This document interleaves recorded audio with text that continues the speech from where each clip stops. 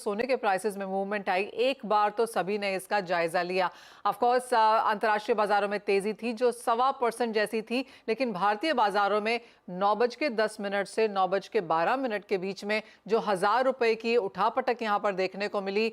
रवि, उसे आप कैसे देखते हैं? कैसा दिखा वो चार्ट्स पे? क्या वो ग्लिच था, फैट फिंगर था? ऑल टाइम हाई कैसे बनता हुआ नजर आया सोने में?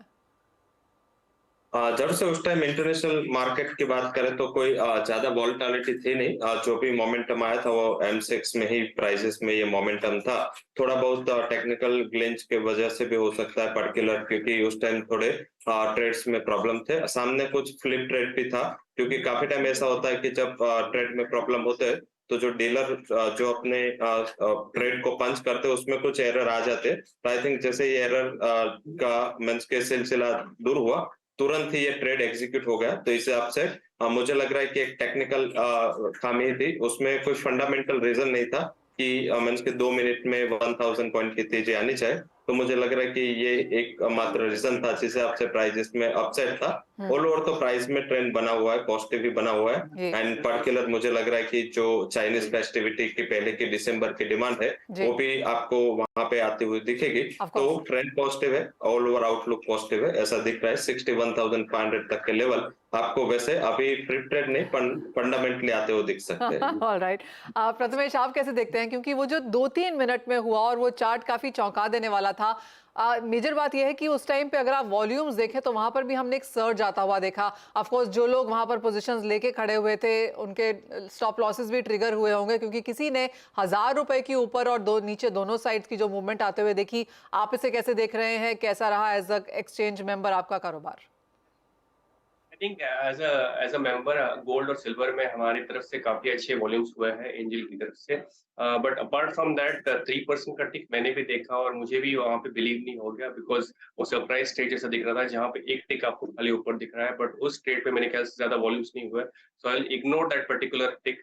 फंडामेंटल स्पेसिफिक रीजन की वजह से वो टिक नहीं हुआ, it is purely technical thing जैसे रवि ने बताया। बट अपार्ट फ्रॉम दैट मेरे ख्याल से मोमेंटम काफी तेजी से बढ़ रहा है। ऑलमोस्ट 57,000 के लोअर भाव से 60,000 61,000 तक का भाव देखने को मिल रहा है। मेरे ख्याल से नेक्स्ट प्रोबेबल भाव जो है आपको 62,000 तक के देखने को मिल सकता है। $2,000 इंटरनेशनल मार्केट्स में बहुत जल्द आने की पॉसिबिलिटी दिखाई दे रही है। हाल फिलहाल में मेरे ख्याल से आपको काफी अच्छा रिस्क प्रीमियम हो गया। आज के ट्रेड में मेरे ख्याल से थोड़ी गिरावट रहेगी 60,550 तक। ओके, चलिए, तो ग्लिच ही सही लेकिन लाइफ टाइम हाइस तो लगते हुए दिखे कुछ समय के लिए गोल्ड पर, लेकिन फिलहाल ये ट्रेडिंग व्यू आपको मिला है। क्विकली एक सिल्वर पर भी राय ले लेते हैं, उसका बेस मेटल्स की बात करेंगे। सिल्वर पर रवि, क्या कमेंट्स, क्या स्ट्रैटेजीज इन स्तरों से? सिल्वर पॉजिटिव है, पर्टिकुलर 73,500 का टारगेट की हमने आगे भी बात की थी, बट ये इतना जल्दी आएगा वो पता नहीं था। काफी जल्दी 2 दिन में प्राइसेस ने एक अच्छा रैली दिखाया। अभी 73,500 का एक अच्छा रेजिस्टेंस है।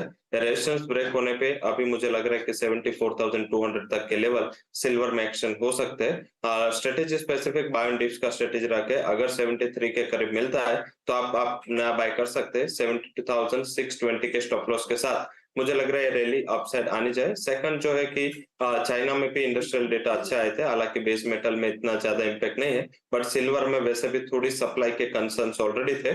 हालांकि डिमांड कम थी, इस हिसाब से प्राइसेस में कुछ रिफ्लेक्शन आया नहीं, बट मुझे लग रहा है कि ये शॉर्ट कवरिंग जारी रह सकता है और जैसे ही रेजिस्टेंस ब्रेक होगा आपको एक अच्छी रैली वहां पे दिख सकती है।